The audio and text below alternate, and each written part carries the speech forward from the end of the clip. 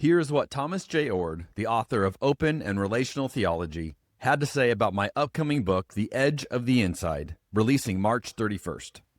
Quote, I love Jeremy Jernigan's writing style, but I love his questions, reflections, and proposals even more.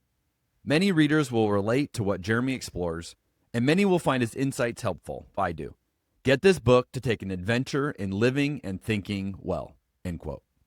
If you'd like to read a copy before it comes out, we'd love to have you join our book launch team. You can find out more at edgeoftheinside.com or at the link in the show notes.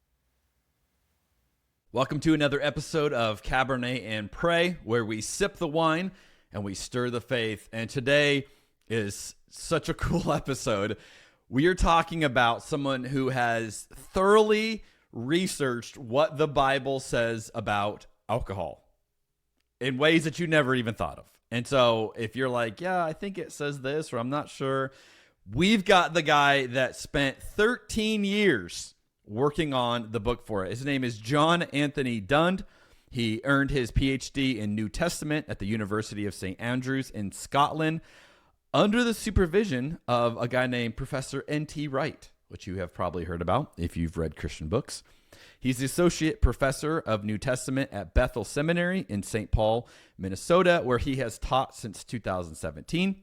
He is the author or editor of 11 books, including his most recent, The Mountains Shall Drip Sweet Wine, a biblical theology of alcohol. John hosts an annual international bottle share reception, say this 10 times fast, at the annual Biblical Studies and Religion conferences every year. And so he has the Society for Beer Lovers and Assorted Academic Research. This is a guy that is hard to put into a box. He's an academic who loves a great beverage and is going to explain to you why you should too. This is episode 66, The Mountains Shall Drip Sweet Wine.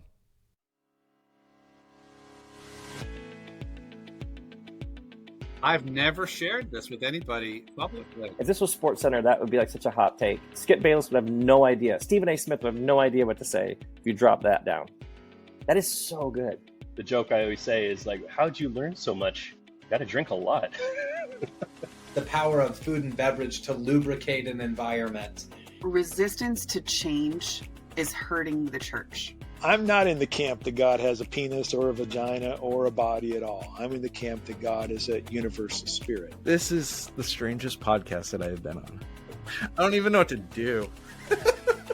I'm kind of geeked up about this wine. So this is my second glass, and it delivers a little more of a punch than I expected. So if I get a little loopy, it's your fault. You told me to drink it on the show. I will also say as a confession, I am a lightweight. So I've had like 3 sips of this wine and I'm already feeling it. So this is fun. You've uncovered the mystery. You've exposed the formula. You've just duct taped together a number of things that aren't normally hanging out together, and I'm here for it. We're going to sit down at a table, we're going to have a glass of wine and some food, and we're going to talk about the beauty of Jesus. Thanks for what you're doing with this podcast and for the creative way you're doing it and the beautiful, positive spirit in which you're doing it. I really appreciate this venue, what you're doing. It is fun, and yet you dig into the deep stuff. I've heard about your podcast for a long time, and I love that you're a pastor and that you explore the world of faith through wine. That's very unique. I never thought of church history in terms of wine drinkers. I love this question. Really got my mind rolling. You had me with herbaceous notes, I wanted you to know. I'm ready to just stay here and live in the wine tour. I will never forget the first time I bought a bottle of wine by myself, which was yesterday. If you're familiar with drunk history, I thought it's like drunk theology. So I got a little spicy there. It's the peach wine. Apparently the wine is, here we are. Queer we are. Beer we are. No, it's wine, Jeremy. By the way, drinking this Pinot Grigio at 3 o'clock in the afternoon is making me even more direct in my communication than I normally would be. I know why you have your guests drink wine. It makes sense now.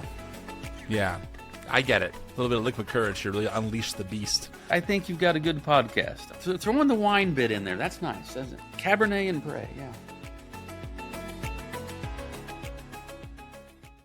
Well, believe it or not, you can grow up as a fundamentalist Baptist and then later write a book all about alcohol.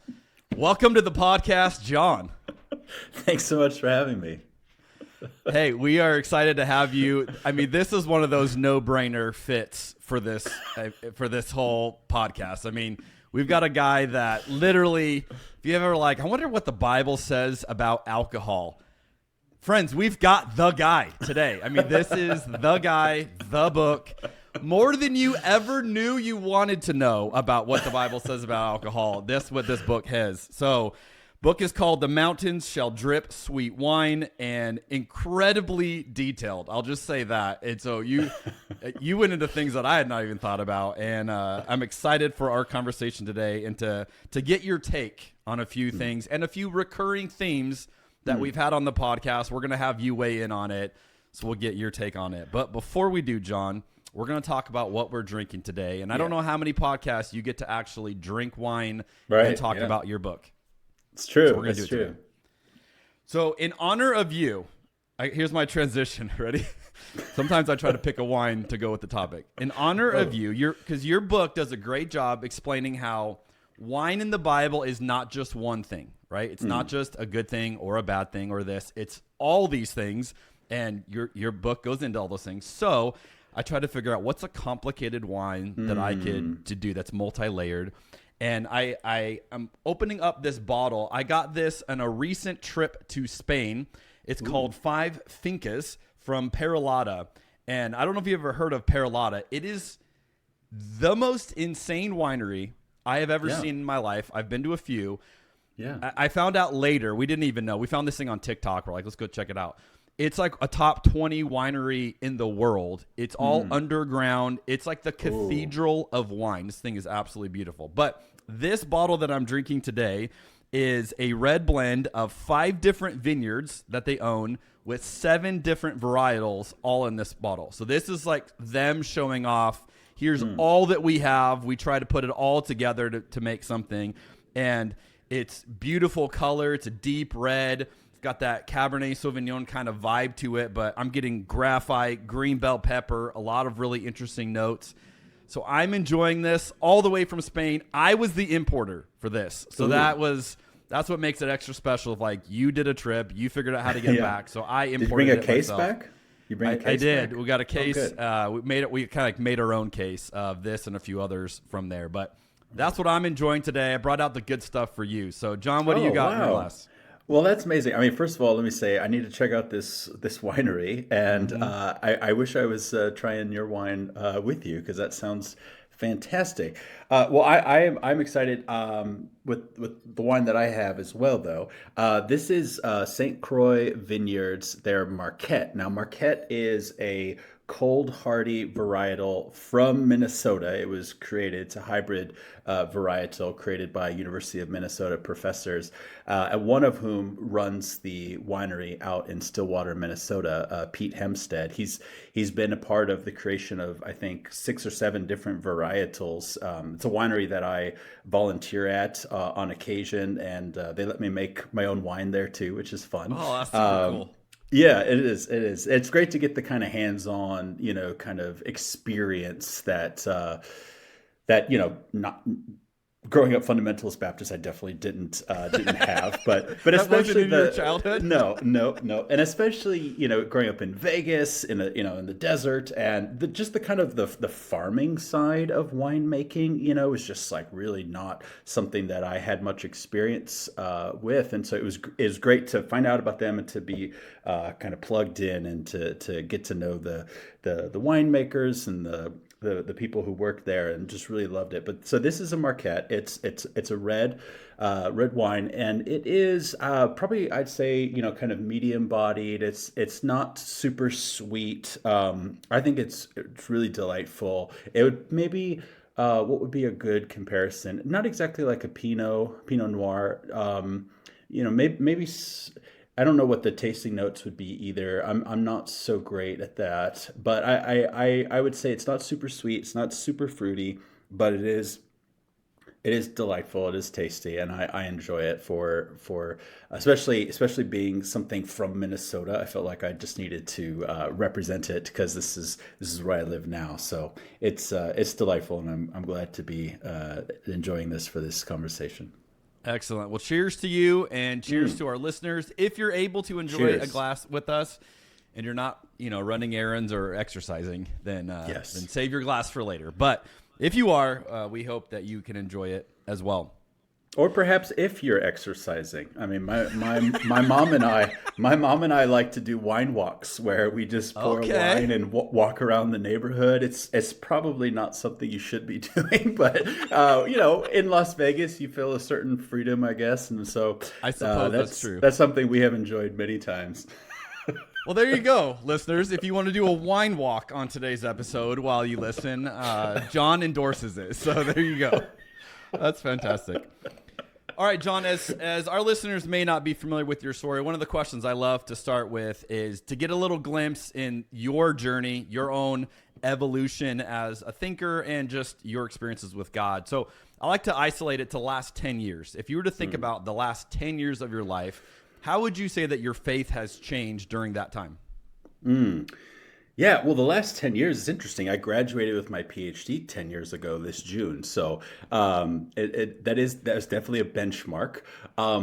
I don't feel like my faith has changed so drastically in the last 10 years as it probably did the 10 years before that, if that makes sense. I think that 10-year stretch, because that was a year out of high school through to the end of PhD. I feel like my faith evolved, and pun intended, actually, my faith evolved in that space, coming out of like King James onlyism, young earth creationism, a lot of the things that I, no longer ascribe to, I held, because that was just how it was. It wasn't even like, oh, I've been convinced of this and there are other options. It's like, no, this is what Christians think, right? And if you disagree with this, you're like not Christian. I remember having like the hardest time. What was that documentary about intelligent design by the Clear Eyes, Red Eye? What's that guy's name? Oh yeah, Ben.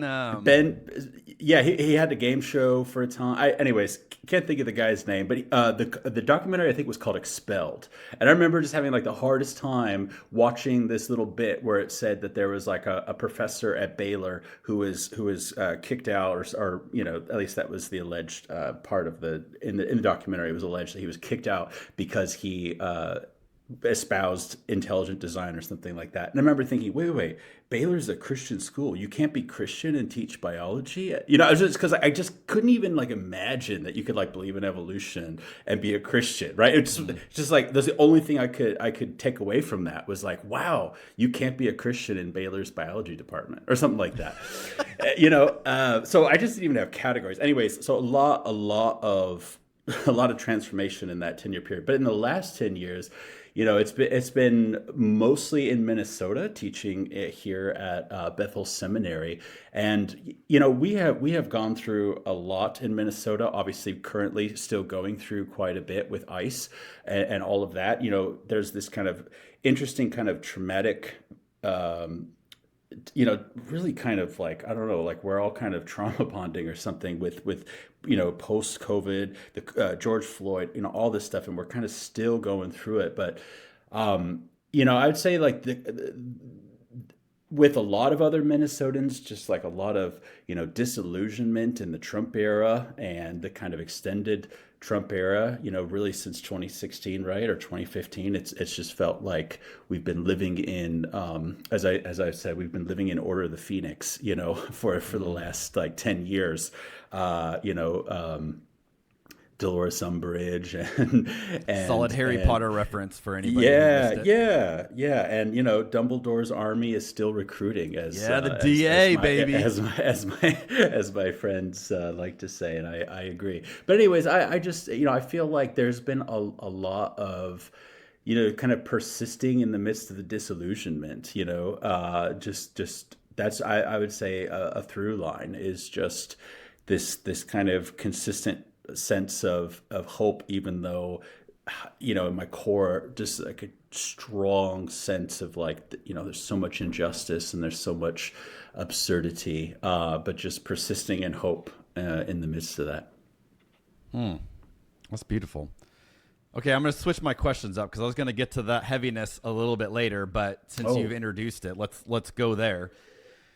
you're living in the ground zero for so much of what we're seeing. Yeah. We're watching from afar, as ICE is dehumanizing all over the place, literally killing people. As we record this recently, was watching multiple camera angles of someone get executed by the state on in the middle of the day. And so I think there's these moments, and I suspect you have this too, where it's like kind of feels weird to like enjoy wine, or like enjoy things in life when you're like everything's horrible and like the world feels like it's on fire, and like, hey, let's have a podcast, let's drink about wine. And yet I was thinking, you have this kind of theme throughout the book that you talk about with this connection to wine and the prophets.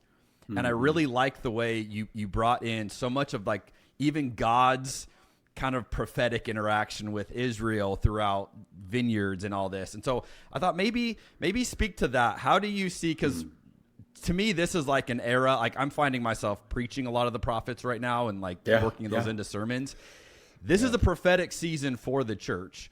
How do you see maybe that there are these overlaps where it doesn't like wine's this anomaly, but no, actually wine helps us maybe understand some of the biblical imagery that we see with this prophetic voice? Right. Well, I just have to say, I don't understand how, you can read the prophets or even, the teachings of Jesus and just think something like ICE is worth supporting. I don't understand what I see just to be a major disconnect. I mean, well, frankly, of course, it is understandable when you just take a step back and think about how, going back to the Harry Potter thing for a second, there's this great meme that was passed around. What's the difference between people who love their Bibles and people who love Harry Potter? People who love Harry Potter read Harry Potter. That's the difference. And I really resonate with that. I actually bring it up a lot when I teach hermeneutics, when I teach, intro to Bible or intro to New Testament or survey courses. We're going to be reading the text this semester because we don't do that as Christians. Just flat out, we don't. And just acknowledging that, because otherwise I don't know how you can read the prophets and the teachings of Jesus and support any of this stuff. It just is a wild disconnect. The only way you can is if you just don't read it. That's what I think. So the prophets are very, crystal clear about certain evils in society, and a lot of them, interestingly, do relate to, land and the cultivation of grapes and then the production of wine. And one of the things that the prophets are railing against is the socioeconomic exploitation of resources. And so things like drunkenness that, growing up, I just thought, well, yeah, it's the thing itself. It's alcohol, and alcohol makes you drunk, and you should just avoid all of that. And totally missing the way that the prophets are concerned with how these resources are being exploited and how the poor is being marginalized and neglected and these sorts of things, because people are enjoying their ability to have leisure time, these kinds of things. And that's this kind of razor sharp critique that the prophets have when it comes to something like drunkenness. And so, yeah, I think we need to be preaching on the prophets. I'm glad to hear that that's what you're doing. I remember a handful of years ago at my church, we did a sermon series called The Books We Don't Read. And it was a series on the minor prophets. And I did not love the title. I did not love the title at all, because I love the minor prophets. I love the Book of the 12. These are books that I read. But I do take seriously that the title does suggest something about our habits as readers. If we rarely read our Bibles in general, we especially aren't going to be turning to Amos or texts like that. And of course, the title of my book is an homage to Joel and Amos, but Amos is my favorite prophet from the Book of the 12, and maybe just period. I absolutely love Amos. So I very much resonate with the question as it pertains to the need for our prophetic voice as the church. So many churches, especially even here in Minnesota, so many churches lacking the moral clarity to call out what's happening and to say that this is wrong. And, you get the both sidesism, you get the, this kind of, well, he shouldn't have been there, or she shouldn't have been there, or, these kinds of things. And it's absolutely irritating to be honest. But the prophets, as in addition to railing, they also are hopeful. There is this kind of expectation that on the other side of the judgment that will come because of the circumstances, the situation, on the other side of that, there will be restoration. And the fascinating thing is the same images that were used to speak of judgment, to speak of what's wrong with society. There's an abundance of that, right? There's mountains dripping with sweet wine, that God takes those things that have been distorted and misused and mistreated, and works his goodness with it. So I see, that is just one of the most beautiful dynamics of the biblical witness of what's going on with, alcohol. That's great. Yeah, I was preaching Amos 5 recently, and in light of what's going on with ICE, and I would say, and it recently being Martin Luther King Jr. Day, right? I mean, he loved that passage from Amos 5. Yeah, and Amos 5 to me is to preach Amos 5 in a church is like the best, right? Because it's like, God talking about, I don't care about all your church services and all your worship, and if you don't have justice, like, this is all meaningless. And to me, it's like, this is like literally just teach the text. And when you apply it to current events rather than past events, because we like talking about Jesus in the past tense, but when you talk about Jesus in the present tense, literally people get up in the service and walk out and, write anger emails, to the staff. And that's what we deal with. But the majority of people lean in, they're like, oh, okay. I think you're spot on. And this is fasting on two fronts, because you're spot on the biblical illiteracy piece. Like, people today don't really read the Bible. Christians don't really. They go to church to have people tell them what the Bible says, right? Which is where you're susceptible depending on what church you go to. Because if you go to a Christian nationalist church, you're going to get heresy preached to you every week, and you're going to be told this is what the gospel is. Why I love your book is because I would say your book is addressing another topic that Christians are very biblically illiterate about, which is, what does the Bible actually say about alcohol? We usually have what we think the Bible says about alcohol. And as I was reading your book, I was just like, there are so many misperceptions that you are just slamming. I mean, and not like with bravado, just like, here's what that text actually says. Here's what we actually find. And it was one of those, I'm going, I wish every person that, sends me a, you shouldn't be doing a podcast with wine email. Do you get those? Like, okay, oh, dear. I'm just going to send them your book now. Be like, here's a link. Here's a book you need to read and get off me. Like, leave me alone. But I'm curious from your point of view. You've obviously done massive amounts of study in this. When I was reading it, I wanted to know, was there anything that surprised you as you went to a deeper level of this, that you went, oh, I didn't even realize how much this is a thing? Oh, gosh. There's so much, right? And especially because I signed the contract back in 2013. So it has been... Holy cow. Yeah. So I want to spare you all of the wine fermentation puns about how much... Either you work really slow or that is a testament to how deep this sucker is. I think the latter. I'm not exactly slow. I mean, and the thing is I was working on other projects. I just really wanted to do this one justice, and not that that's not the case for the others. It's just that this topic is a big topic, both because I got to talk about how wine's made in the ancient world and these kinds of things. But I'm not doing, for example, a book on Galatians, which I've done a few, or a book on Esther, or a book on some discrete topic. I'm doing the whole stinking Bible. Survey. so I just and I'm the kind of person that really struggles with needing to be comprehensive. I feel like I can't start writing until I have read everything, which is like actually like a bad habit. And so I try to break myself out of it, but I can't help it sometimes. Sometimes I just won't let myself write until I feel like I have read everything. And now that's an actual impossibility. That I'm never achieving, being exhaustive, being comprehensive, but it's like something switches in my brain where it's like, okay, now I can write.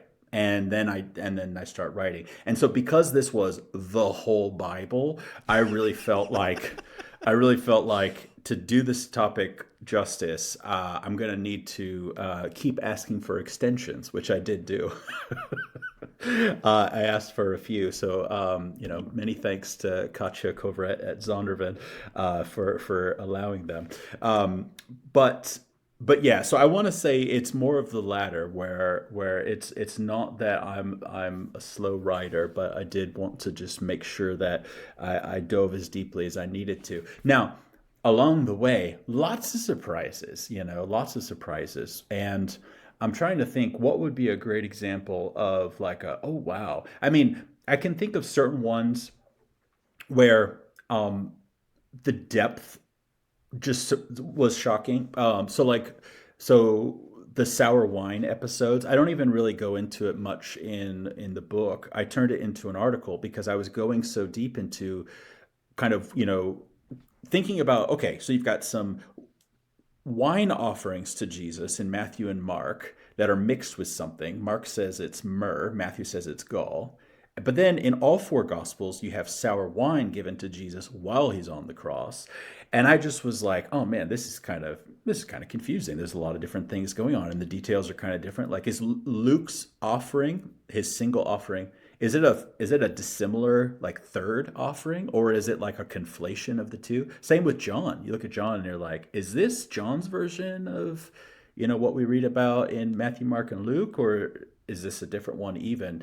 Now, what's interesting is when you get to the early Christian reception of this, it just conflates everything into a single offering of sour wine mixed with gall, which is fascinating because sour wine is not mixed with anything in any of the Gospels, and gall is only mentioned in the first offering of Matthew. So I was like, okay, I can't talk about this in the book, but but I was like, I want to do an article and I want to like really dive into like how early Christians are understanding this, and they leverage it in some like horrible ways and really based upon, I would say, a misreading of Psalm 69, where they want to see it as prophetic and that the gospel authors are developing something prophetic, but they twist it for the kind of anti-Jewish potential of what that would mean then.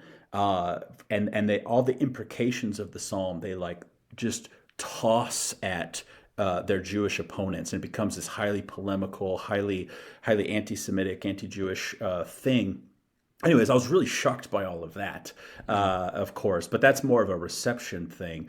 But there were a handful of places where, I just started diving deeper than I thought possible, thinking about like Ephesians 5, 5:18, don't be drunk with wine, in which is debauchery, but be filled with the Spirit.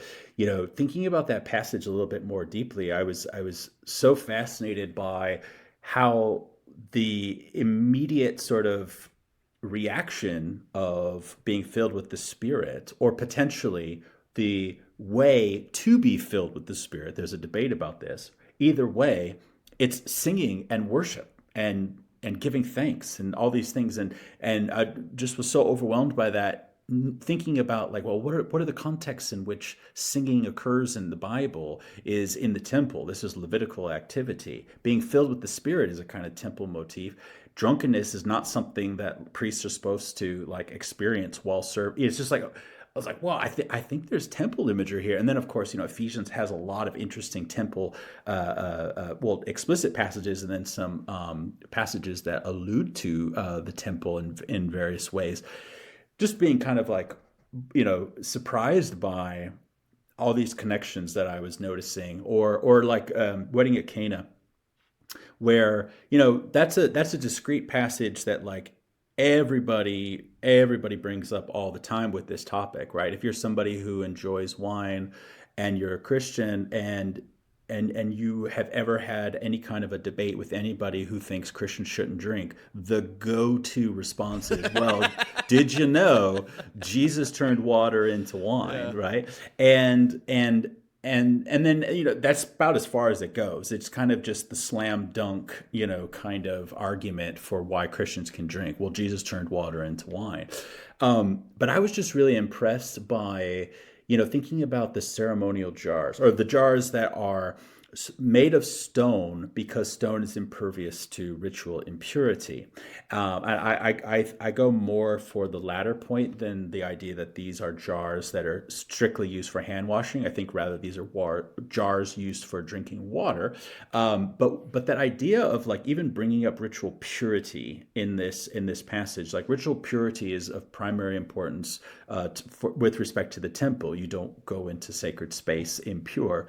And so thinking about that, and then thinking about, of course, well, what does John do uniquely is he sets the wedding at Cana right before the temple cleansing, right? The scene that the synoptics say happened right before Jesus is executed. Yeah, and that makes historically that makes the most sense, that the guy who did that would be killed by the state. That makes complete sense, right? You can't get away with a stunt like that, basically. So I think John has moved it forward, and a lot of scholars do, right? But it's like, well, why?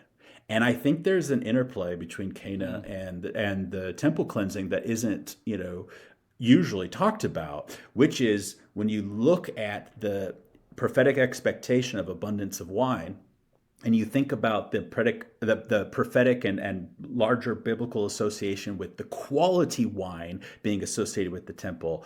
I think this abundance of wine, the 6 jars that can hold 120 to 180 gallons of water that now have wine in them, that abundance, right? I think that this is tapping into some of the notions of the temple's association with wine. And so, you know, those are some of the things, of course, that I argue for and develop in my book. That I was surprised. I was surprised at how much depth, you know, in certain passages that I think are there. I was surprised to find what I found in certain cases. But in general, I mean, I just had a blast working on it. You know, I have a master's in Old Testament, a master's in New Testament, and I just enjoyed that I was able to, you know, do a full Bible, you know, sort of biblical theology and a project on a single theme, and it's great because as a New Testament scholar, you know, you're supposed to kind of, you know, quote unquote, stay in your lane.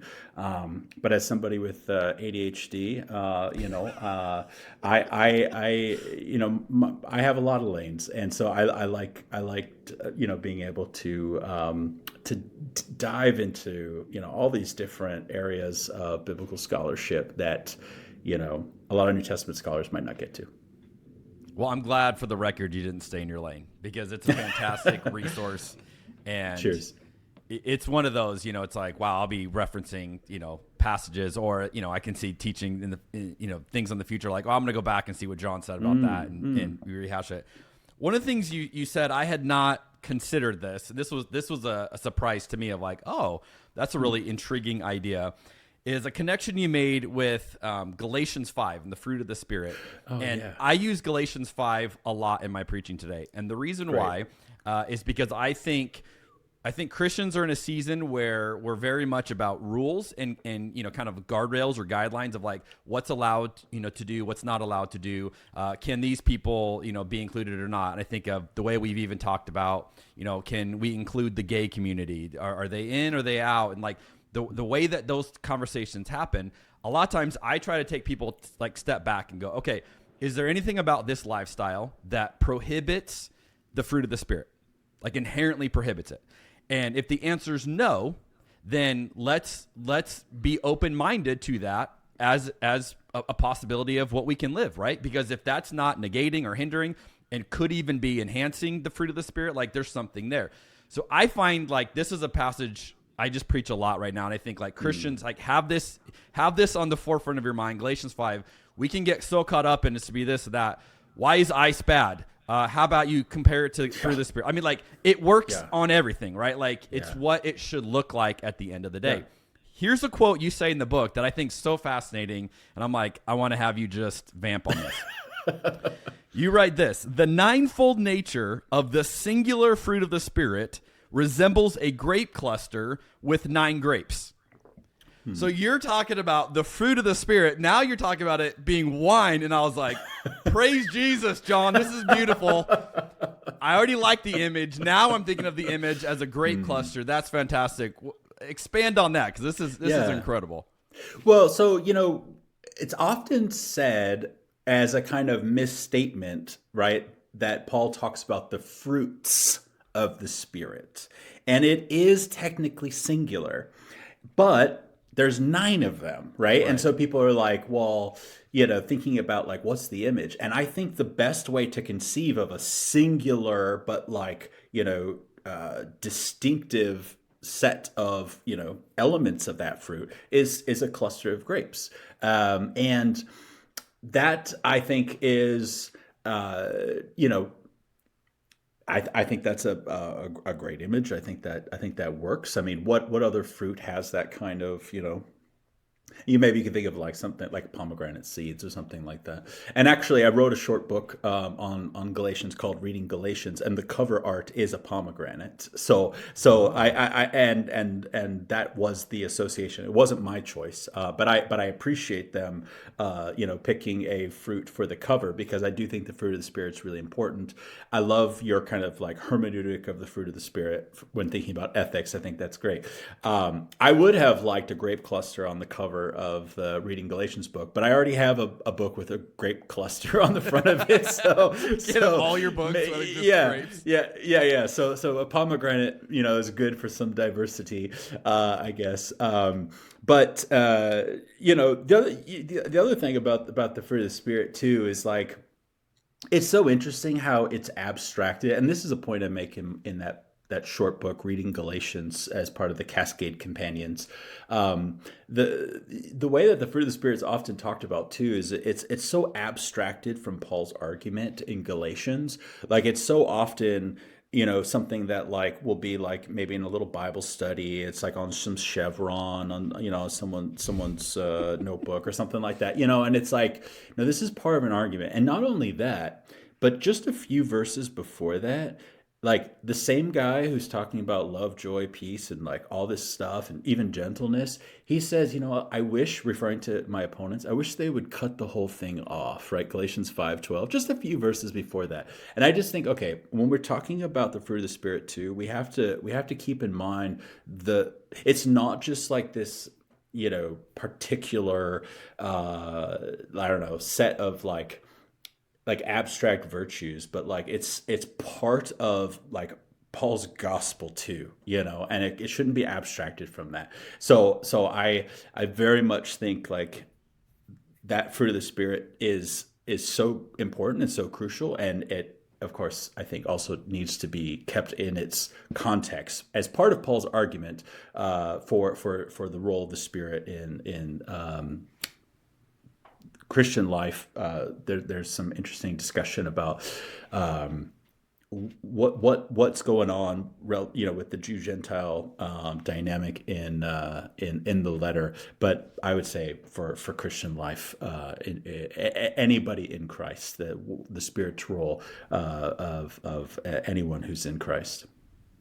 Well, I just think we should offer, when you have a nice glass of vino, it's liquid fruit of the Spirit. Yeah. Like Cheers. That's how I'm going to drink it now. Yeah. Oh yeah. Just no, that's great. Imbibing the fruit of the Spirit into my life. Okay, you address something in the book that I think most people are very aware of, but they probably don't know what it's called, and it's the 2 wine theory. Oh, and as you were talking about, I thought this is such a good thing. We've never addressed this on an episode yet, but I think it'd be really good. It's probably something a lot of evangelicals have grown up with without realizing it. Like, I never heard it called this, but I definitely grew up with this idea and have heard it a ton. So describe, what is the 2 wine theory and why is it bullshit? Let's go there. Yeah, it's complete bullshit. Exactly. So what is it? So 2 wine theory is the idea that maybe some of the references, not all, but maybe some of the references, about half actually, references to wine in the Bible aren't really referring to wine as we might think of it in terms of like an alcoholic beverage, but actually it's just referring to grape juice. So like basically half of the references in the Bible to wine are actually to grape juice. And the reason why half wouldn't be is because, well, there is drunkenness in the Bible, and there are these kind of like, negative passages about, what wine can do. And so really kind of the way that people who hold to this two wine theory operate is they say, well, if there's negative associations and if there's drunkenness implied, then that's alcoholic wine. But if there's anything positive, if anything is beneficial, then that must be grape juice, right? Now, this is, basically an a priori decision, right? People who hold this view, they've basically already determined that there can't be anything positive that's said about an alcoholic beverage in the Bible, right? Mm-hmm. Now, what ends up happening is there are a couple of, I guess, I want to kind of do it in scare quotes. There are a couple of scholars who have argued for this. I want to put it in scare quotes because this is not taken seriously by scholars, to be clear. But within certain ideological, ideologically bounded groups, this stuff is really popular and influential. And a lot of readers might see this section of my book, like in chapter 2, and just think, oh, we're past this. And it's like, yeah, but I tried to write this book for anyone, not just people who drink, but anyone. And that includes people who might actually still hold to this view or not realize that they are influenced by this perspective. And they don't actually know why it's wrong and why it can't be right. And so a lot of it just boils down to not understanding how fermentation works, not understanding what happens when you crush a grape, that there's yeast on the skin, in the air, on the equipment, etc., that is going to naturally start the fermentation process. And fermentation gets going straight away. And it can be extended over a period of time, depending on conditions like temperature and whatever else. But it is something that will get going. And you can't stop that without understanding how it works in the first place. And ancient people definitely didn't understand how it works. It just happened. It was a miraculous thing. It was like a divine touch, And when contemporary people look at wine in the Bible and say, well, there can't be, all these references to alcohol, they're first of all importing a modern kind of prejudice onto the ancient world that wasn't there. But also they start to make some assumptions about how wine is made that just do not work. So for example, I was just watching some Jesus films because I have a book on Jesus films coming out in a couple weeks with my colleague Janine Brown, and we're teaching a class on Jesus films. I just watched this film called The Last Supper from 2025. It was made by PureFlix, which is an evangelical film film company. And there's this scene. Well, it's the Last Supper, of course, but you see the bitter herbs. So this is very much like Passover Seder kind of vibe. You see the bitter herbs, and then you see this plate of grapes. There would not be grapes in the springtime. Grapes are harvested in late summer, early fall, and then you either turn them into raisins or you turn them into wine. You cannot preserve them all the way to the springtime, right? So you might think, oh, it's just a kind of harmless, whatever. It's just, the decor on the table.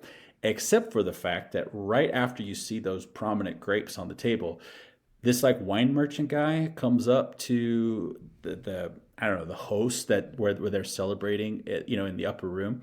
And he's like, oh, I brought this from Cana. And so there's a fun little nod there, right? Oh, I brought this from Cana, and he says, it's the freshly pressed grape nectar. Oh my goodness. You're saying I've brought grape juice for this occasion. which is ridiculous. No one is drinking grape juice in the spring, right? Was his name Mr. Welch? Yeah, exactly. There is no grape juice. You cannot preserve grape juice. You cannot make grape juice. You're not having freshly pressed grape nectar for this celebration. So it's very obvious that this is, trying to say they weren't drinking something alcoholic at the Last Supper. So you can't have grape juice throughout the year. You can only have grape juice immediately when the grapes are harvested. But the fermentation process is going to begin. So you genuinely have the narrowest of windows to consume grape juice. Even the terms in Hebrew that likely do refer to freshly trodden grape must, even those terms, and there's this one term, asis, which occurs 5 times. There's a passage in Isaiah where that asis is very clearly intoxicating. So even grape must is recognized as intoxicating. So it just doesn't work. And you would expect, I think, if the Bible and ancient Jewish authors and early Christian authors, right, if they were so concerned to get this right, you wouldn't use the same set of terms, right? You would have clearly delineated terms, right? If they shared your prejudice against alcohol, you would expect that they would have delineated terms. Now, there are different kinds of terms, but they do not map onto this kind of thing. All the different kinds of terms can intoxicate. There's so many examples of this. But also, it's fun when you find one of these positive passages that it's taken to be grape juice because it's positive. So a good example would be Isaiah or Psalm 114, that God has provided all of these things, including wine that gladdens the heart. Now that gladdening the heart, that's a euphemism for intoxication, right?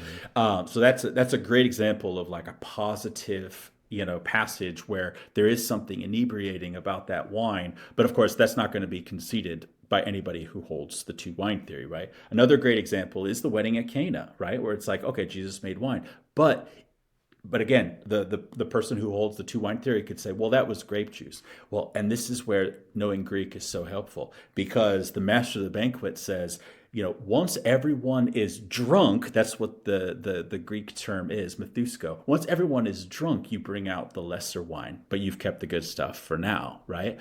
And in English, it's euphemistically rendered once everyone has had their fill, which if you actually pause to think about what that would mean, does imply, that you're at least a little tipsy, right? Everyone's had their fill. It's a euphemism, but it does imply some type of inebriation, right?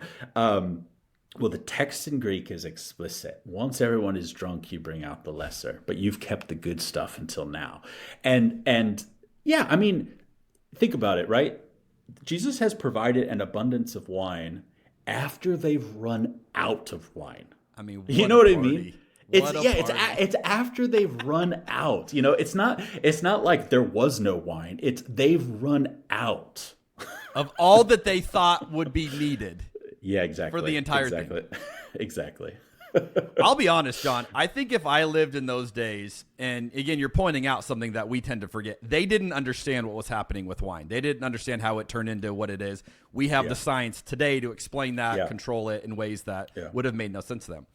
I suspect just wine alone, having a great glass of wine, I would have been like, God has to be real, right? Like, we don't know how this turned into this, but God, there's got to be a God because this is magical. Exactly. It is magic. I still feel that today with a good glass of wine, and I know how it's made. This is one of the things that I love that you said that, because this is one of the things that I hope that we can cultivate, which is the ancient enchantment with wine. We don't have the same palate as them. We aren't using the same products as them. We aren't making wine with the same processes.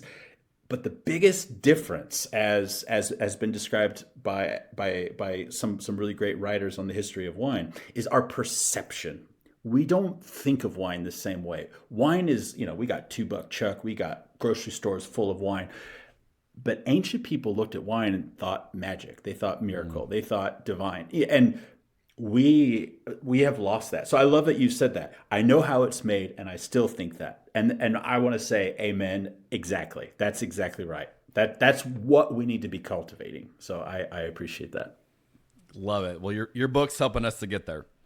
Okay, one of the things you talk about that's really, I think, a helpful thing, and I don't think we have a ton of conservative listeners on this podcast. Shout out if you're listening, and you are. We're glad you're here. Yeah. You're welcome. Mad props. Yeah, if you have made it this far on this podcast, it says something great about you, in all seriousness. But here's what I would say. I grew up with a very, I would say, black and white understanding of alcohol. Alcohol was bad. It led to drunkenness. End of story, right? There was, this clear idea of like, the reason you don't drink is because it leads to being drunk, and drunk is bad. Bible says it's bad. Like, never more complicated than that. Since then, I've obviously come around on that. You have this quote that I thought gets to this issue. You say the critique of drunkenness in the Bible is not straightforwardly a matter of excess per se, but rather it is a matter of some failure or tragedy that could ensue from it, not only actively, but also passively. Now, this is a huge point that you get into in a variety of chapters in a variety of ways, but I want to just have you at least boil down the Reader's Digest version of this argument that we think, it's just, like somehow there's an imaginary line of the being drunk line, right? And if you cross that line, you've committed sin. And the funny part, and again, if you have a logical conversation with someone, it breaks down quickly because you're like, well, how do you know when the line is? Totally. And the line can't be based on what you drink because everybody processes alcohol different. So it can't be like, well, it's 2 glasses. Can't be that. Has to be, well, is it when you feel it, or when, are we talking blood alcohol content? Like where, what else that? What you argue in the book, and what I think is just a great Christian practice, is that the bigger issue is, what do you do if you have that amount of wine, right? Exactly. So, which goes back to my argument about fruit of the Spirit. Are you displaying things that are in contrast to that? Because if so, now we've got a problem. But the problem isn't that you drink. The problem is what you're actually doing. You're hinting at that, going, look, the issue is not just this line. It's what does it cause you to do? Why don't you speak more on that? Because I think people don't think this part through. Yeah, so I think that the dynamic in a lot of biblical texts is it's not the drunkenness per se. It's what you do, and also a lot of the warnings are about what can happen to you when you're drunk, right? There's so many examples of, violent exploitation or sexual exploitation, or you could even say just like not being prepared for judgment, right? For divine judgment, right? Being drunk in this kind of eschatological sense instead of being sober-minded in this, again, eschatological sense. And I think that so often, we just reduce it down to the thing itself. And as you very well said, it is such a moving target to define, like, well, when's tipsiness and when's drunkenness, and like, are they conflated, or all of those things are tricky and hard to navigate and super unclear, and everybody has a different definition and understanding. But I think we have to take seriously, like, what's the context in which we're drinking?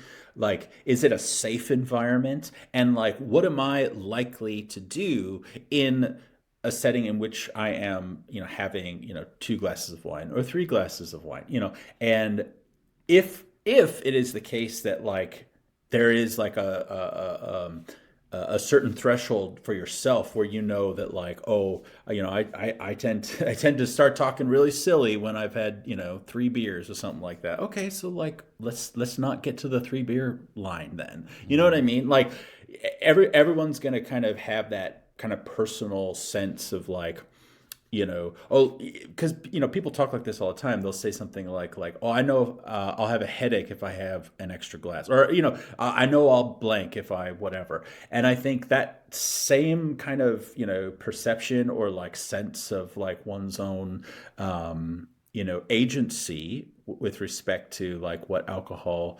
the effects that it can have on you. I think you just need to be as wise as you would when you're thinking about things like headaches or like a hangover or whatever. And so I think that's Yeah, that's part of the big picture. And so drunkenness gets lumped in with a lot of other vices, and I think largely because of what the drunkard is likely to do or not do. So it's not just sins of commission, if you like, but also sins of omission. So that goes back to the kind of exploitation of resources argument where, well, if you are, indulging X, Y, and Z, does that mean then that you are not committing, that you're not exercising your responsibility to the other, that you're not caring for the poor, that you're not using your resources for others, that you're not, able to conduct your, your job, your responsibilities in every arena that you can think of.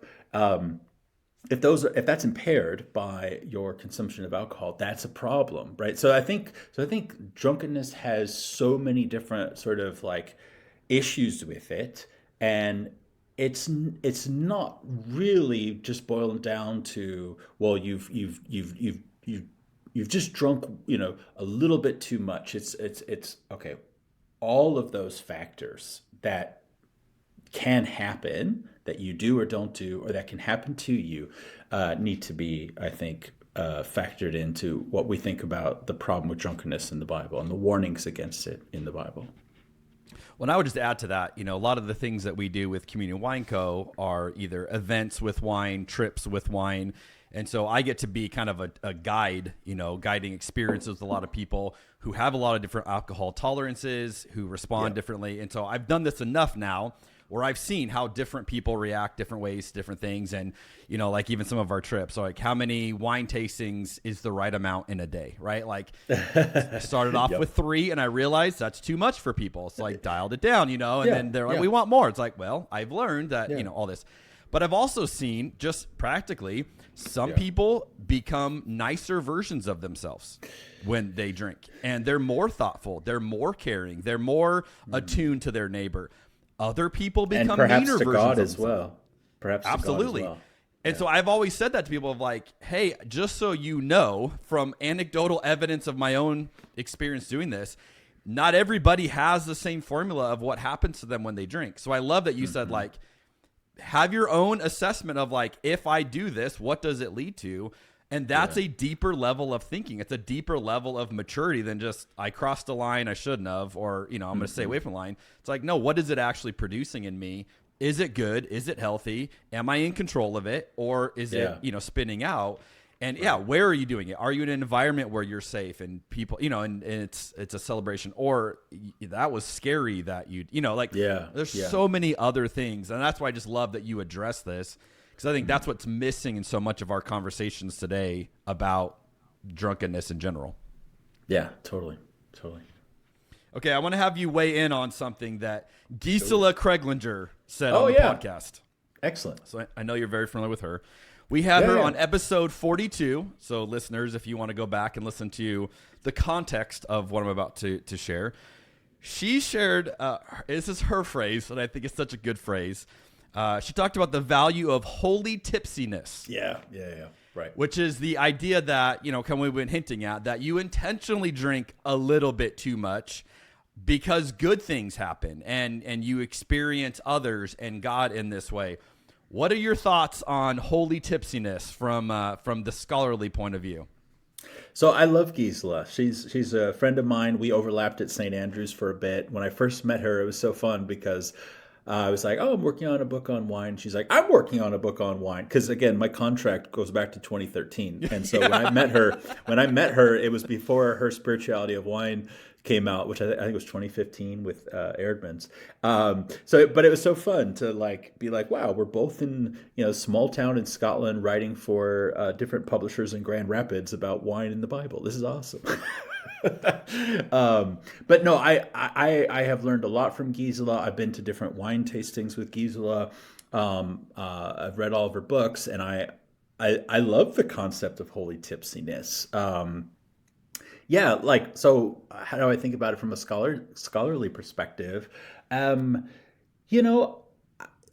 don't think a category like tipsiness works with the Bible. That's not a critique of Gisela, to be clear. I just don't think the Bible is super helpful for delineating something like drunkenness versus like tipsiness, but there are these references, like, these euphemisms, as I mentioned, like being gladdened in the heart and these kinds of things. And what I want to say is that those must refer to the effects of alcohol, but I do think it's shy of drunkenness. And so I want to draw a line there. And I think that's closer to the kind of thing that Gisela would be talking about. Obviously a term like tipsiness would of course be heuristic. So it's hard to know, like, where would we find evidence for it outside of like those euphemistic passages?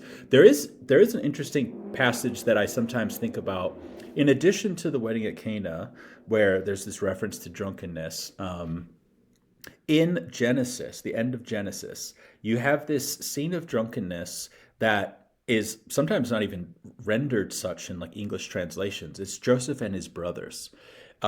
It's when they are reunited, but Joseph hasn't revealed his identity just yet. So this is the setting in which Joseph puts his little seer cup, in Benjamin's like sack or whatever.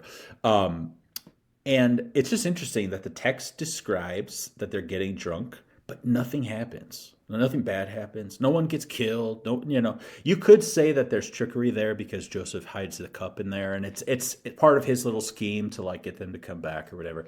But it's interesting because Genesis has some like gnarly drunkenness scenes. Got quite a few of them. Yeah, like obviously the first one with Noah. He's butt ass naked, presumably. I mean, you could interpret it a different way, and I respect the scholars who want to say that this is either maternal or paternal incest. I think if I had to choose between the two, the maternal incest view is a little bit better because you immediately have the cursing of Canaan, and it doesn't make sense why the offspring of Ham would be cursed here. So I don't go that route. That's not my view, but I would pick that view over the paternal incest view personally.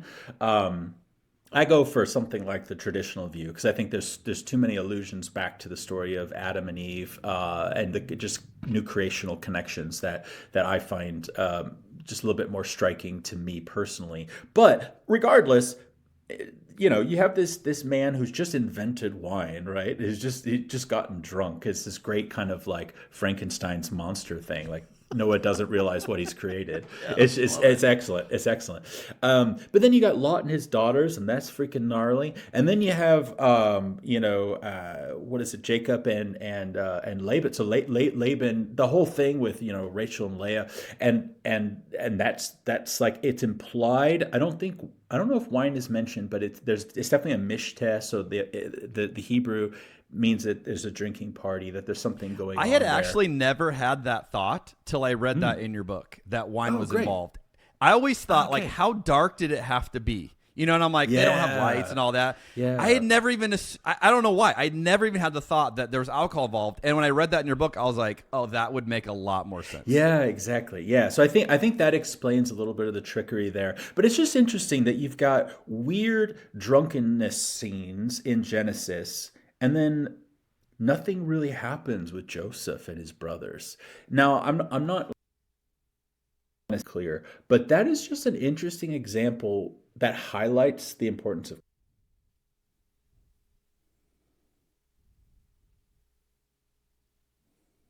are like really important for thinking about, how much have you drunk, et cetera. So yeah, I love the concept of holy tipsiness. I don't know if I use that term. I might in the conclusion. I can't remember if I do in my book. I might cite her, but I do love it. I'm a fan of Gisela, and I do love that concept. Okay, here's another hot take I want to get your response to. I was talking with a Christian winemaker, and we were talking about John 2. And obviously, he's talking about how much he loves that, and he makes wine for a living, and all this. He offered a suggestion that I had never heard of before, and I haven't been able to turn this off since I heard it, and I always thought this was fascinating. His take on why Jesus, has that conversation with his mother, and she's like, "Hey, do whatever he tells you," and just kind of like assumes all this. His take was that Jesus had done it before, that he had made wine out of water, which is why she even comes to him and says, hey, they ran out of wine, because she knew, because it is kind of missing in the text of like, why did she jump to that conclusion? And then why does she just assume he's able to do this? That seems like a pretty big jump, which I agree. Once you see it, you're like, that is kind of a lot to assume, unless he had already done it. And then the phrase he said to me is, that he thinks his mom said to him, hey, Jesus, do the thing. Like, the thing you do, like, do the thing. Because like he had shown that he had done this in the past. Floating that out there, John, what's your response to that? So, I mean, first response is I love it. Second response is it's always so curious why Mary is so confident. And it raises all kinds of interesting questions. This is one of the gaps in the text. What did she know? Or what did she expect to happen? And why, right? The why could be because he's done it before. Or the why could be because she knows that, miracles are going to ramp up in the run up to his hour. And that's what he says to her, right? What is it between you and me? The Greek is interesting. What is it between you and me? Like, my hour has not yet come. And there is this idea that Jesus is public about doing this that puts him on an immediate trajectory.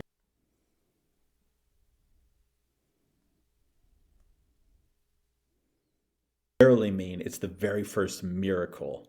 And so it is interesting to consider, like, had Jesus done a miracle before this or not? I think a traditional view is to say sign is just John's way of talking about miracles, and this is the first time Jesus did anything miraculous.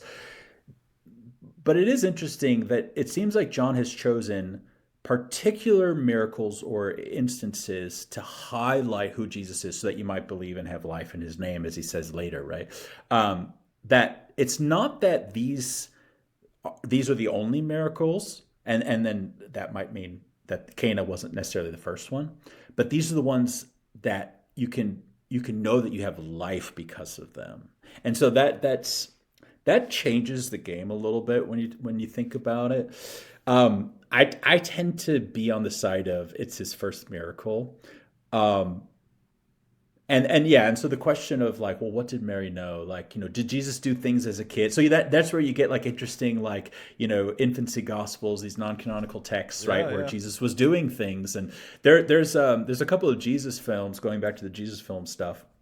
There's a couple of Jesus films where Jesus does Cana-like miracles as a kid. Like there's one Mexican film where young Jesus.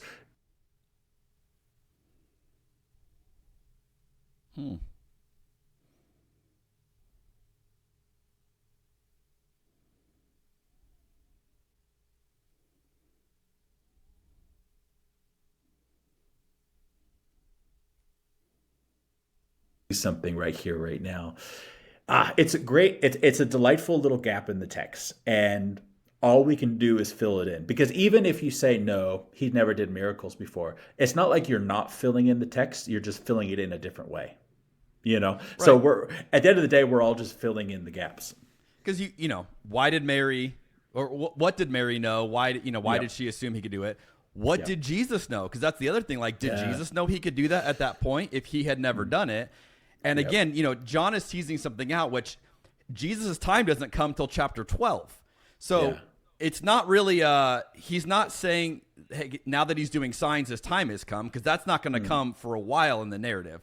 So it does kind of, to me, opens the door a little bit of like, these are things Jesus was already doing, not necessarily like Jesus is official, like this is going to begin it, but it's like, okay, I'll do this. I'm not going to roll this out for 10 more chapters, guys. I got 10 more chapters to go here, but I don't know. I've always thought that's such an interesting, obviously not in the text, but this is where I think it's fun to use our imaginations to dive into these stories and go like, what was going on there? Is this a party trick that Jesus did and they all loved him for it? I would pull it out if I could. I definitely love it. I definitely love it as a suggestion. I'm not sure if I think that's the best way of understanding it, but I have to say I do like it. Okay, we'll take it at that, and we'll move on. All right, I want to get to some questions I like to ask each of our guests, and I'm especially excited to hear your answers to these. First one being, and you're going to have to probably narrow this down, but I like to ask people, if you were to think about the best glass of wine you've ever had in your life, that you just think, like, that was as good as I could ever imagine drinking a glass of wine. Is there one memory that immediately pops up, and what could you tell us about it? Was it a specific bottle, specific grape, a place, people you were with? What story comes to your mind? This is very hard, and it's one of those things where I might have a different answer if you asked me a little bit later. But I think what comes to mind, and it's not like this is like the best wine of all time or anything like that, but it's a bottle that my family really loves. My mom and my sister, my brother, and my sister-in-law, and I think my brother-in-law has had it. But really, it's something that I discovered with my mom, and we've kind of become big fans of. It's this producer called Macchia. I think it's from Lodi, and it's a wine. It's a Petit Syrah, and it's called Dubious. And specifically, we love the 2015 vintage. I have one bottle left of it, and I've been sitting on it, and I have no idea when I'll open it. But we try the new vintages every year, and we always appreciate them.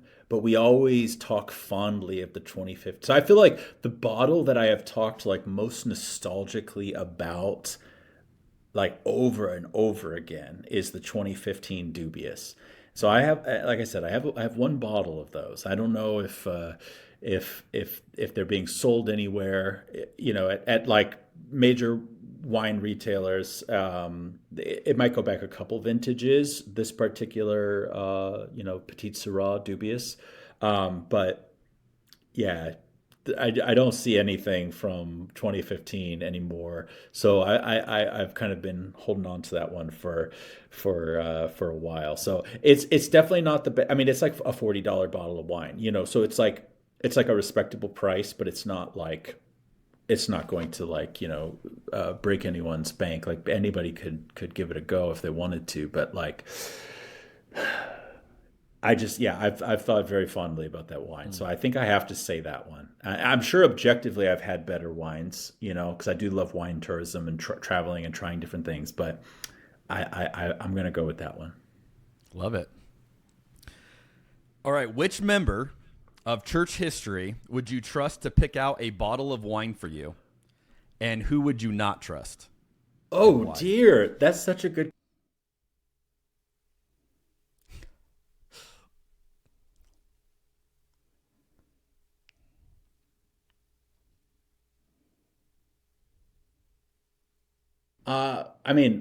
Marcion. Why would anybody trust Marcion with anything? I feel like I have to say Marcion, or there's other people who are influenced by kind of strong ascetic perspectives. Tatian, the guy who put together the Diatessaron. I suspect, he was not a fan of wine for a couple different reasons, and so I could say him as well. Who would I trust? I mean, I feel like I should name some Cistercian monk off the top of my head, but I don't have one ready to go. Who would I trust?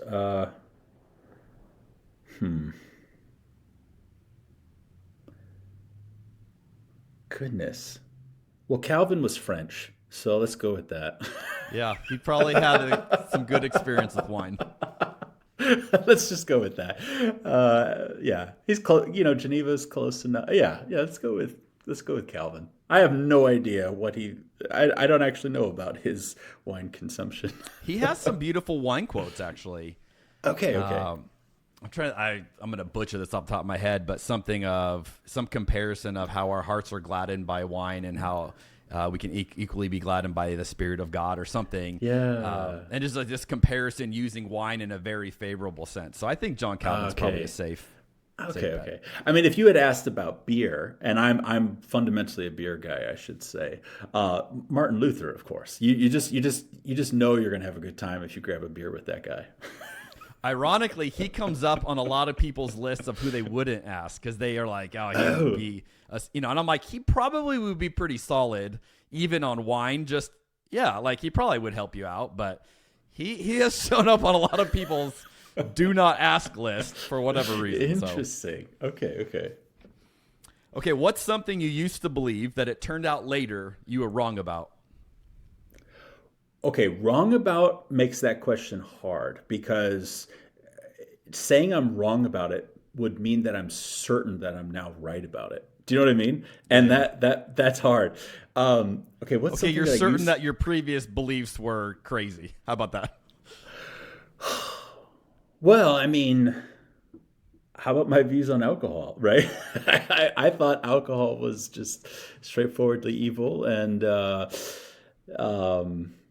yeah, I mean that's definitely one of them. I mean, I could lump a whole host of things alongside that. I mean, King James onlyism, and I already mentioned a handful of things, but yeah, certainly my views on alcohol. I'm sure I'm wrong about that because there's just no way that ancient people had the same kind of prejudices that post-prohibition conservative Christian America had. Now you talk about drinking with your mom. Yeah. So she's not Baptist anymore, or has made the switch with you, or how's that been with I guess whoever brought you up in that culture? That do they look at you of like you're a wayward son, or they've kind of done the journey with you? Yeah, done the journey with me. So it's interesting because my mom used to drink.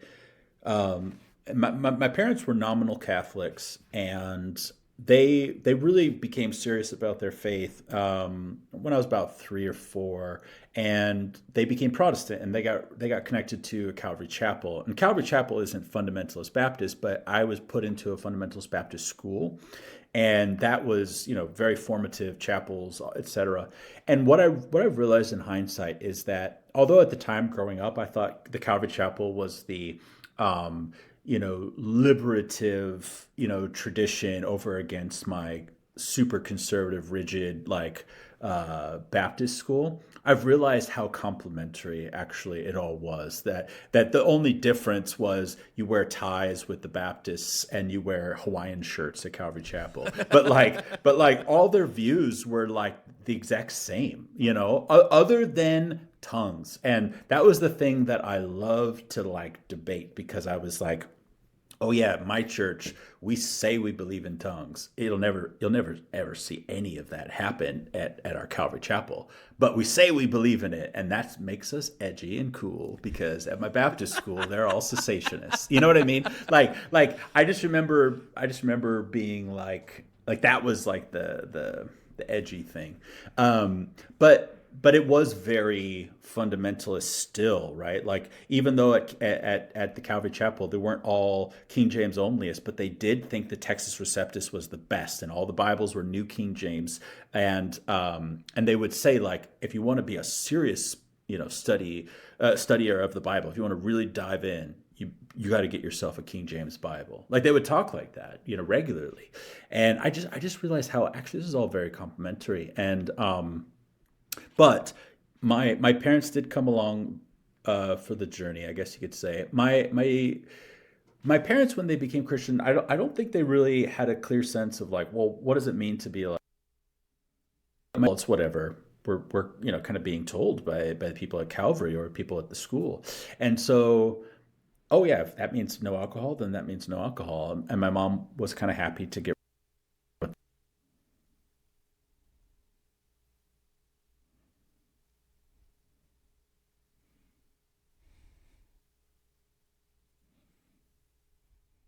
this. And that's for reasons connected to his upbringing and his alcoholic father, etc.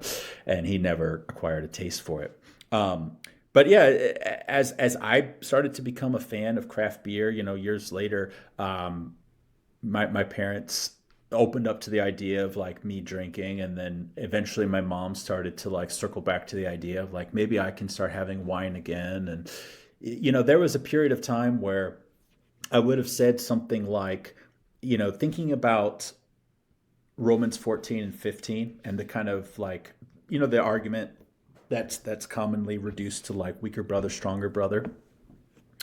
And it's like, the way that Paul talks about conscience, I think, is really interesting. And it's kind of like, if you can consume wine in good conscience, then it's not sin.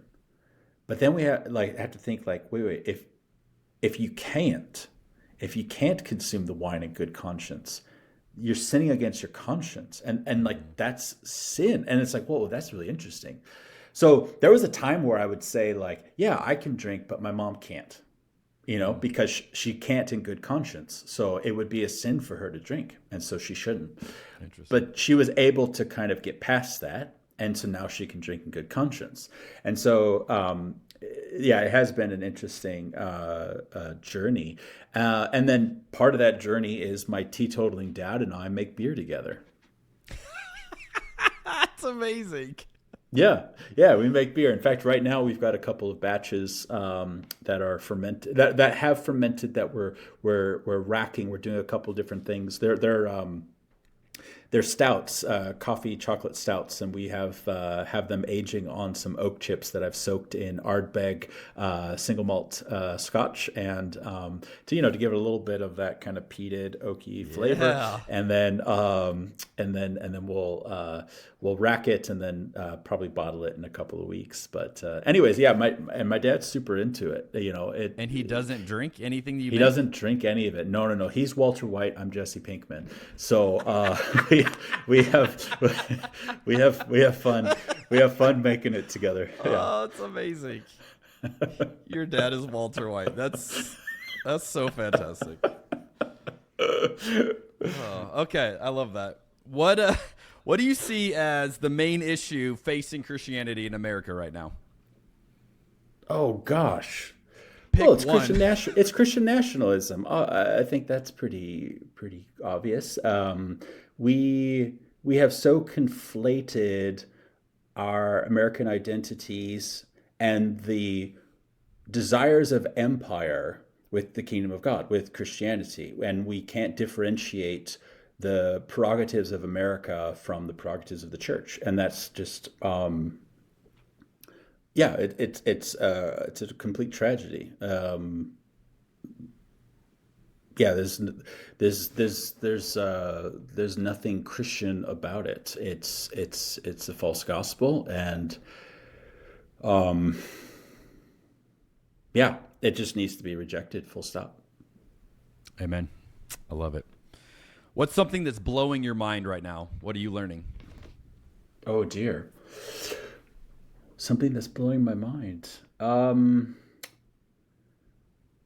in such a prep for the spring semester mode. I've been rewatching bits of Jesus films for this class and putting my lectures together. I'm not presently reading something. What am I reading? Actually, what I am reading is a book on Ted Lasso. It's a book on theology and religion in Ted Lasso, and I just rewatched season 3 in preparation for reading this book it's not out yet. This book is not out yet, so I'm writing an endorsement for it, and I think the way that the show highlights this kind of hopeful positivity, well balanced with the real world, and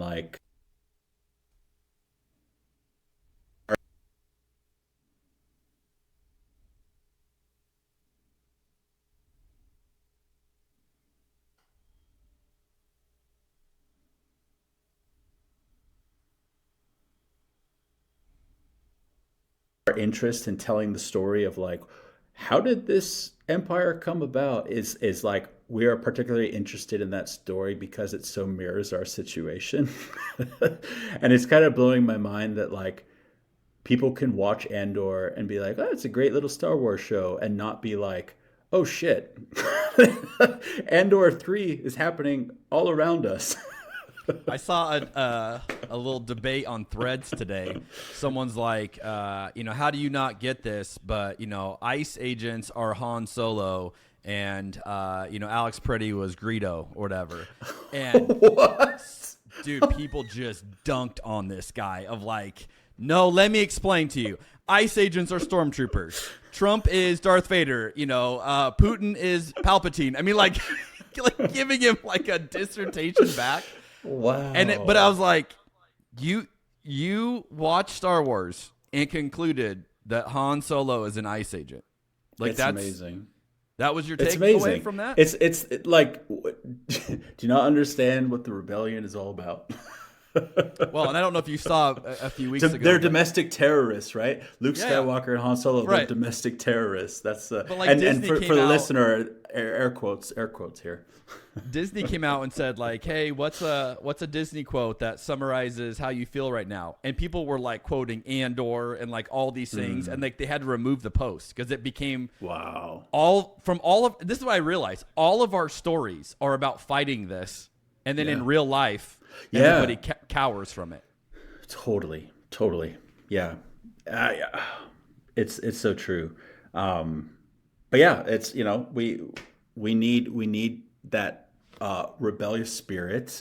We need that Dumbledore's army spirit. We can't just sit by. I mean, that's why Minnesotans. I mean, they're such nice people, right? Minnesota nice is a thing, but like, I was telling a friend, I don't know if I can say this on your pod, but you know how like people, what is it? Is it New Hampshire? Like, don't tread on me. It's like in Minnesota, it's like, don't fuck with my neighbors. Like that's the vibe is like people are so opposed to ICE because there's such a like, we have to band together and love each other. It's crazy, but like, that vibe is so strong here in Minnesota, and to say that this is domestic terrorism is like people with whistles who are just like concerned about people they love in their neighborhood. Like yeah. Again, this is the same thing. How can you watch Andor and think Han Solo is an ICE agent? It's like, how can you think that somebody saying shame after Renee Good has just been shot and the ICE agent says fucking bitch, right? How can you say, oh, paid agitators are sitting around, provoking the situation? Like, I just get incredibly angry, and I'm sorry if you had to censor half of that, but it's just frustrating. We let it air, John. We let it air. I saw someone else, the famous Nazi Germany quote where it's like, first they came for these guys, then they came for, and then there's no one left. That whole idea. I saw someone write another modern version of that. They're like, first they came for my neighbor, and I said, fuck off, leave my neighbor alone. And I was like, that's amazing. Like, just stops right there. Like, no, like we're not letting you do this. Yeah. And yeah. Just so you know, and all of us listening that don't live in Minnesota, we're all cheering you guys on right now. And as ugly as the world is, watching the beauty of people stand up to empire, to stand up to fascism, I mean, it is like, it's the whole Mr. Rogers look for the helpers idea. Like, that is so inspiring to see the way people rally together around their community, around the vulnerable. It's like, that's the gospel. Yeah. It's beautiful. Yeah. It is. It is beautiful. Yeah. Getting all emotional at the end of this episode. All right. What's the problem you're trying to solve? What's the problem I'm trying to solve? I mean, there's little, intellectual problems that I'm always trying to solve. Little projects that I'm working on and thinking through. All very minor in the grand scheme of things, especially compared to what's happening right outside my windows. Yeah, so they're not really problems when you contextualize it. Yeah, we got a few big ones right now. What's something you're excited about?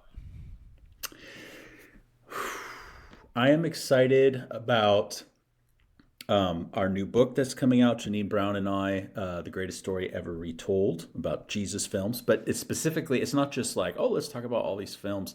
It's more like, every time you read, you visualize, you imagine, you cast the characters, you block the scene, you direct the line readings. You're like a director of a Jesus film, but it's one happening inside your head. So let's use Jesus films as an external reference point to talk about this internal process that happens every time you read. And then think about some of the tropes and the dynamics of filmmaking to talk about this hermeneutical concept, let's say, this hermeneutical dynamic of visualization that isn't talked about enough when we read the gospel. So I'm really excited about that book, and it'll be out in March. Do you settle the old debate of do you watch the movie, read the book, and say, hey, the book was better? I do think in the case of the Bible, the book was better. Always the book. Can you was ever better. not say that? Yeah. But and I am somebody who generally says the book was better. Harry Potter. I mean, you name it, right? The book was better. But this is the thing, right? The way that we're going about it is not so much like, oh, let's talk about, adaptation of books to screen. It's more like, wait, we're all adapting this material to create a little reel in our minds. And let's just think about that dynamic. And what's nice about Jesus films is we literally have hundreds of examples of this, right? Whereas like Harry Potter, right now we've got one example, and now HBO said they're going to make another. And so we can like compare 2 iterations of this. Yeah. But like with Jesus films, we have so many examples. And in fact, every time you hear someone preach, or in your case, right, when you get up and preach, how often have you said something like, I imagine it happened like this? You're basically saying, let me direct this film for you for a second. Yeah. Do you know what I mean? And now everyone can visualize what you're trying to get them to visualize. And I think that dynamic is really interesting. And because we have so many different films from different cultures, etc., you can see how it's been visualized, envisioned, made visual in so many different ways. And sometimes it provokes you to think like, oh, wow, I've made a lot of assumptions about what's happening in this scene or that scene. And like, maybe I should think more critically about, well, why do I imagine it this way? I find it just immensely helpful and fascinating. That's good. All right. Is there anything else, John, that we got to talk about? We can't close the episode out if we don't get this in, that we would be remiss. Anything you need to add to it before we wrap this up? Oh, I think you have asked the perfect questions, all the best questions, and I think we have covered all the best grounds. And no, I don't know that I have anything else that needs to be addressed. I mean, I could, make a plug for our podcast, the Two Cities podcast, as well as the craft beer reception that I host for AAR and SBL every year. Just mentioning that everyone's invited who is a member of AAR, the American Academy of Religion, or SBL, Society of Biblical Literature. Every annual meeting, I host a craft beer event. It's an international bottle share. Bring your favorite beers, the rare beers, hard to find beers from wherever you live, or any home brews that you like to make, and bring them to the conference, and we'll share them on Monday night. So, and this year it's in Denver. Nice. Okay, so if someone's resonating with all this, what's the easiest way for them to connect with your work online? Well, the podcast. So we have a website and our different social media handles, and Instagram, Facebook, Twitter, or X, and then my own personal accounts at Johnny Pepper 2, I think, on Facebook and Instagram, and then at Dr. J.A. Dunne on X. Yeah. Excellent. I'll put all the links in the show notes, but I can imagine quite a few people are like, this guy's cool. I wanna connect with him later. Have a glass of something delicious. Yes. Well, hey, John, I appreciate your book. I appreciate that you spent 13 years on it and have dove to all the depths of what the scriptures say about alcohol. It is an incredible resource. I heartily recommend to anybody, if you're even remotely like curious, like what does the Bible actually say about this? The book gets into it, and far more than it'll answer questions you didn't even think of to ask, and that's a testament to the amount of thought you've put into it. But thanks for doing that. Thanks for being a voice in this space. There's not a ton of people bringing spirituality into this space, so when we find another partner, it's always like an instant friendship. So thanks for coming on today. I really appreciate your time. Absolutely. Thanks for having me. Cheers. Cheers. And cheers to all of you listeners.